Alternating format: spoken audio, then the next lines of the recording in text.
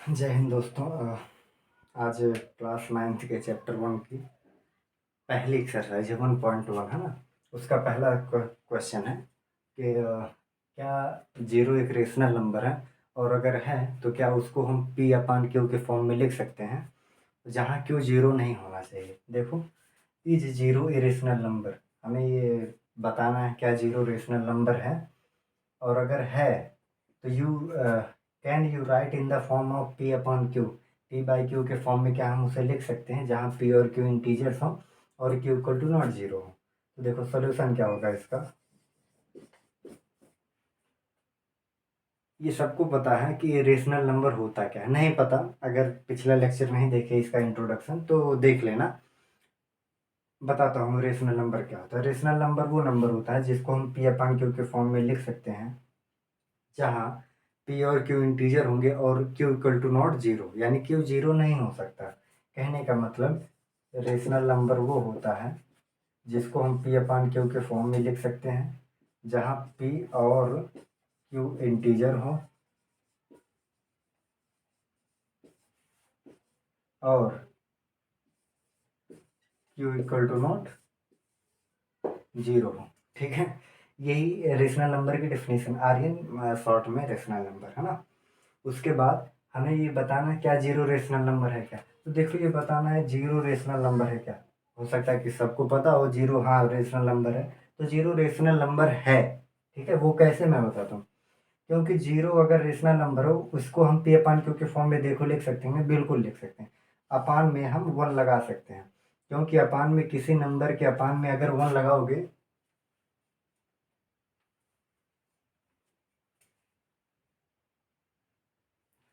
हाँ, तो हम बात कर रहे थे कि जीरो क्या है, रेशनल नंबर है कि नहीं है। तो जीरो रेशनल नंबर है क्योंकि तुम अगर किसी भी नंबर के नीचे अपान में वन लगाते हो तो उस नंबर की वैल्यू वही रहती है। अगर हम इसको डिवाइड करेंगे तो जीरो ही आएगा, वन जीरो वो जीरो है ना। तो इसलिए जीरो रेशनल नंबर, इसको हम पी अपान क्यू के फॉर्म में भी लिख दिए। देखो पी ये हो जाएगा, ये क्यू हो जाएगा पी अपान क्यू के फॉर्म में। पी और क्यू दोनों के दोनों इंटीजर भी हैं, और क्यू ये जो वन है अपान में हम जीरो भी नहीं लिखे हैं। ठीक है, ये क्या हो गया, जीरो हमारा रेशनल नंबर है। लिखने का तरीका क्या है, इसमें कुछ लिखना नहीं था, बस ये समझाने के लिए था कि is zero a rational number, क्या जीरो रेशनल नंबर है या नहीं है। तो जीरो रेशनल नंबर है क्योंकि इसे हम पी अपान क्यू के फॉर्म में लिख सकते हैं, जहाँ क्यू है वहाँ हम वन लिख सकते हैं जिससे इसकी वैल्यू बदलती नहीं, तो इस पर कोई चेंज नहीं आता है ना। और इसकी वैल्यू वही रहती है, और क्यू बराबर जीरो भी नहीं है। ये जो क्यू है इसकी वैल्यू जीरो नहीं है, इसकी वैल्यू वन है, तो इससे कोई दिक्कत नहीं, जीरो हमारा रेशनल नंबर है। फटाफट नोट कर लो, नोट क्या करना है समझ लो, उसके बाद हम चलते हैं अगले क्वेश्चन पर। तो अगला सवाल है, देख लो कि find six rational number between 3 and 4। सवाल पढ़ लिए। कहने का मतलब है कि सिक्स रेशनल नंबर हमें पता करना है 3 और 4 के बीच में। मैं कल बताया था जितना भी रेशनल नंबर पता करना होता है उससे एक ज़्यादा है ना, एक ज़्यादा से ऊपर नीचे मल्टीप्लाई करते हैं तो उनके बीच में जो गैप बनता है वही उतने रेशनल नंबर होते हैं। किसी दो रेशनल नंबर के बीच में इनफाइनाइट रेशनल नंबर होते हैं, पहला पॉइंट।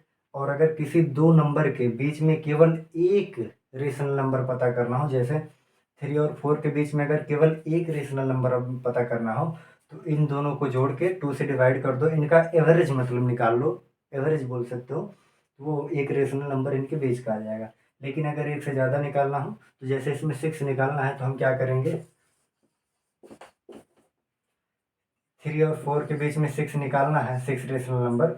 तो 3 और 4 को जो है जितना निकालना होता है उससे एक ज़्यादा से ऊपर नीचे मल्टीप्लाई करते हैं। 6 निकालना है तो हम 7 से ऊपर नीचे मल्टीप्लाई कर देंगे है ना। 4 में भी 7 से ऊपर नीचे मल्टीप्लाई कर देंगे।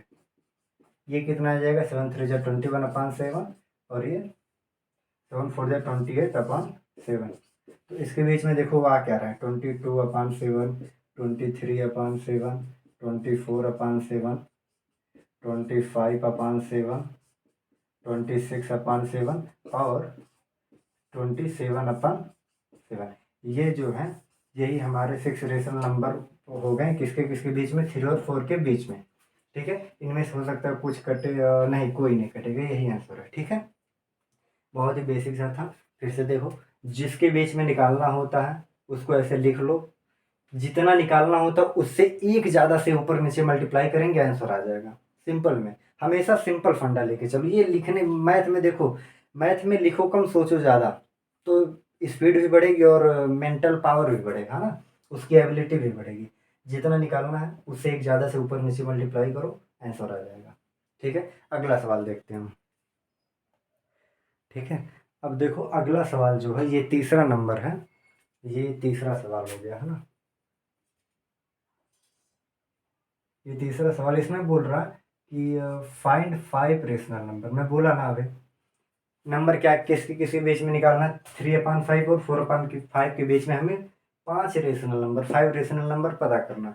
तो जितना भी पता करना होता है, जैसे 5 करना है, इससे एक ज़्यादा से ऊपर नीचे मल्टीप्लाई करेंगे, मल्टीप्लाई करते ही हमारा आंसर आ जाएगा, इसमें कुछ भी सोचना नहीं है। ठीक है, तो 3/5 है, 3/5 है और 4/5 है। इसको जो है ऊपर नीचे 5 है तो 6 से मल्टीप्लाई कर दो, है ना। डिनोमिनेटर रहने सेम रहेगा, है ना, जिससे कि बढ़ाने में दिक्कत ना हो। 3/6, 6×3 = 18, अपन 6×5 = 30, और एक 6×4 = 24 और 6×5 = 30। इसके बीच में कितना आ जाएगा, 18 के बीच में 19/30, 20/30, फिर 20/30 के बाद 21/30, इसी तरह 22/30, 23/30, फिर ये 24 वाले, ये यानी यही हमारे 5 रेशनल नंबर हो जाएंगे। 5 बोला था, 5 हो जाएंगे। देखो लिखावट थोड़ी सी अजीब लगे या जो भी है मैनेज करो, तुम कॉन्सेप्ट पे फोकस करो, जितना बोलेगा। कुल मिला जुला के मैं ये कहना चाहता हूँ, अगर किसी दो रेशनल नंबर के बीच में एक एक नहीं जितने भी रेशनल नंबर पता करने हैं, तो जितने पता करने होते हैं उससे एक ज़्यादा से ऊपर नीचे मल्टीप्लाई करो, आंसर हो तुम्हारे साथ होगा। उसके बीच के जो होंगे वो आंसर होगा। अब इसे तुम काटना चाहो काट सकते हो, ये 0 0 यानी 2/3 आ जाएगा, और ये 2 11 जा 2, 15 जा चला 11/15 आ जाएगा, है ना, इस तरह। लेकिन आंसर यही रहता है। ठीक है, फिर अगले सवाल की तरफ हम चलते हैं। 3 सवाल हो गया, अब चौथे की बारी है। देखो ये जो चौथे सवाल में 3, मतलब चौथे क्वेश्चन में 3 सवाल दिए गए हैं। चौथे सवाल में 3 सवाल, चौथे क्वेश्चन में 3 सवाल। तो ये चौथे का पहला जो क्वेश्चन है बोल रहा है every natural number is a whole number. देखो तुम सवालों को पढ़ो पहले, है ना, जो भी चीज़ें स्टेटमेंट कहीं का भी हो, किसी भी सब्जेक्ट का हो, उसे पहले पढ़ो।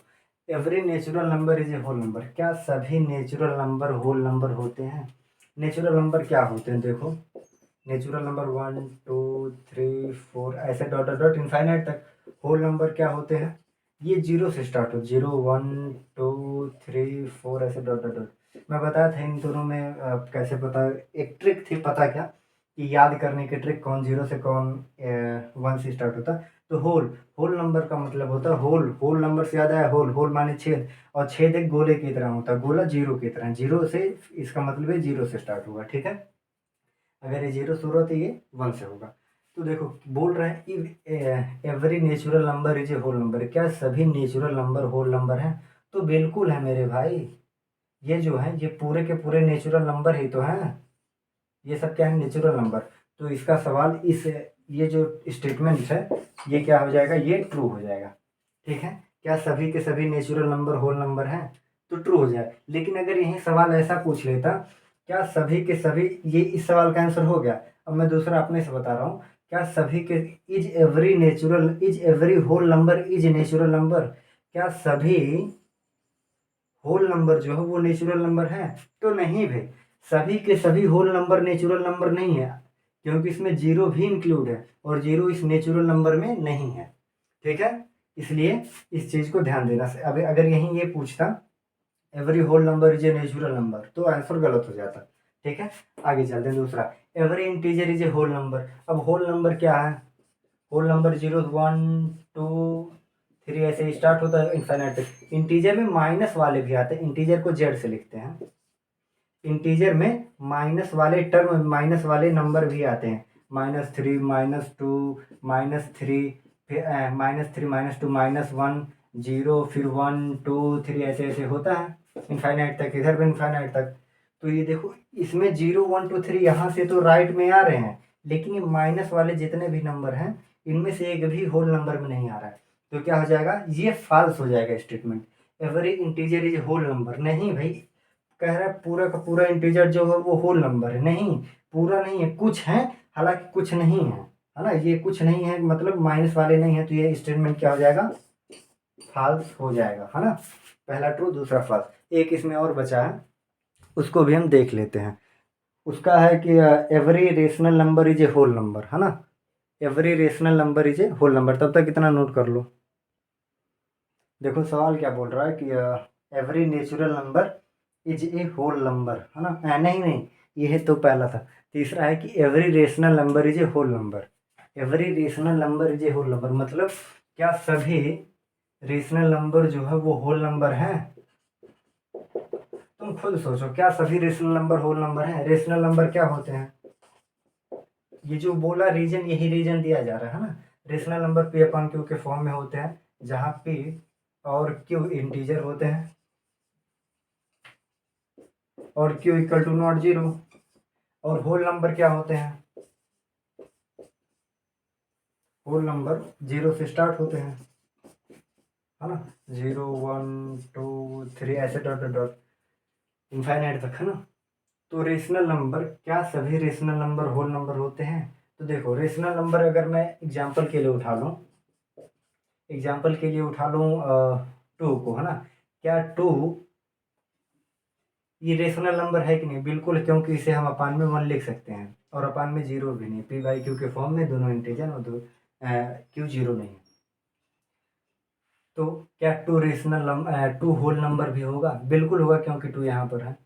लेकिन अगर हम वहीं पर कोई माइनस वाली टर्म ले रहे हैं, देखो माइनस में -2 ही ले लो, क्या ये रेशनल नंबर है? बिल्कुल है, क्योंकि हम इसे अपान में 1 लिख सकते हैं। लेकिन ये जो है -2, अगर इसकी वैल्यू फिर भी -2 ही रहेगी। लेकिन ये -2 जो है ये होल नंबर नहीं है मेरे भाई, होल नंबर में केवल पॉजिटिव आते हैं। होल नंबर, नेचुरल नंबर, इसमें केवल पॉजिटिव आते हैं। लेकिन ये -2 तो निगेटिव हो गया है ना, इसलिए सभी के सभी रेशनल नंबर होल नंबर नहीं हो सकते। इसका आंसर होगा फॉल्स। ठीक है, फॉल्स शायद ना दिख रहा हो, लेकिन इसका आंसर फॉल्स होगा। Every rational number is a whole number, क्या सभी रेशनल नंबर होल नंबर होते हैं? तो नहीं, क्योंकि होल नंबर में केवल पॉजिटिव संख्याएं रहती, पॉजिटिव नंबर्स आते हैं।